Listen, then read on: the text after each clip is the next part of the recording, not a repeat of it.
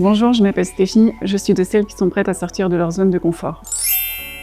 J'ai fait un bac S, ensuite un DUT mesures physiques et une licence professionnelle industrie chimique et pharmaceutique. Donc j'ai travaillé 3 ans en laboratoire en tant que technicienne en industrie pharmaceutique. J'ai été contactée par la SNCF pour travailler en tant qu'agent de circulation en poste d'aiguillage. J'ai travaillé là-bas pendant 5 ans et ensuite j'avais envie de voir autre chose, de me challenger et j'ai découvert le poste de superviseur chez GRT Gaz. Donc voilà, j'ai postulé à cette offre et me voici aujourd'hui superviseur de chantier chez GRT Gaz. Alors être superviseur, c'est donc être essentiellement sur chantier, de construction, de maintenance, de rénovation. Le but en fait, c'est d'être un peu les yeux du chef de projet. On va être au démarrage du chantier sur toute la durée du chantier. On va essayer de faire respecter le cahier des charges, tout en sécurité, de vraiment le mot d'ordre sur le terrain. Donc le matin, on arrive, on fait un quart d'heure sécurité, un briefing sur les activités du jour, et ensuite on fait un tour sur le chantier pour voir si tout est en ordre, si tout